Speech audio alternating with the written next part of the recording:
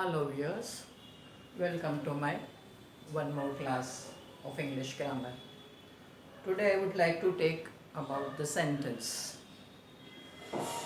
In English grammar, we talked earlier about the formation of words, and as I told you, these words are classified into different parts of speech when they perform some function in the sentence. Now today we are taking sentence. We can say that a group of words making a complete sense is called a sentence. A sentence can be divided into two parts, subject and predicate. Generally, while saying or writing about something, we use some noun or pronoun. This noun or pronoun is said to be the subject, and whatever is said about the subject is said to be predicate. Now you can say that when the sentence is divided into two parts, subject and predicate, subject has noun or pronoun in it, while predicate has most important word in it, and that is verb. Without verb, no sentence can be formed. If it is formed, it cannot be called a correct sentence. So most important thing is verb should be used wherever you are writing a sentence. Now in subject, we can say that every sentence begins with a capital letter. For every sentence, it should begin with a capital letter. Secondly, we can say that pronoun I is always written in capital. Thirdly, there should be a punctuation mark at the end of every sentence.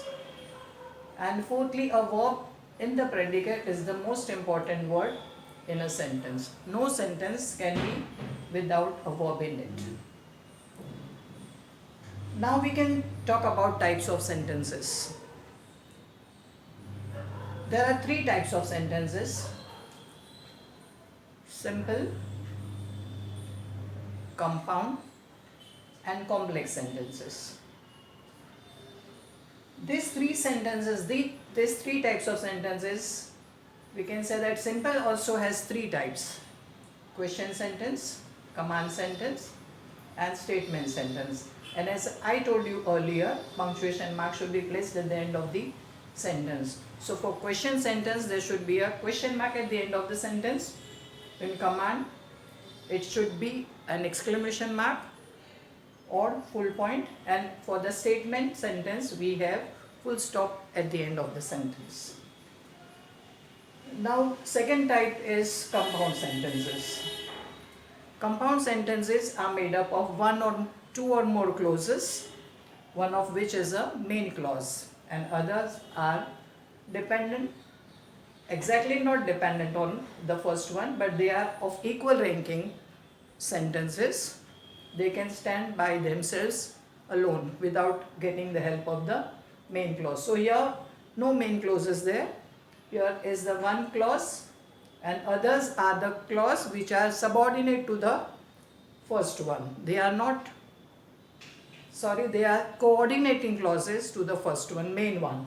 So compound sentences are made up of two or more sentences of equal ranking, we can say. Nobody is dependent on the other. So two or more clauses of equal ranking can stand by itself each, and connected by the connectives like and, but, not only but also. Each of them is called a coordinate clause. Right now our third type is complex sentence. Two or more clauses with one of it as a principal clause, and others are dependent on the main clause called the subordinate clauses. This clause, only main clause can stand by itself, but others are all dependent on the main clause for their complete meaning. So these are simple, compound, and complex sentences in our grammar lesson of today. Thank you.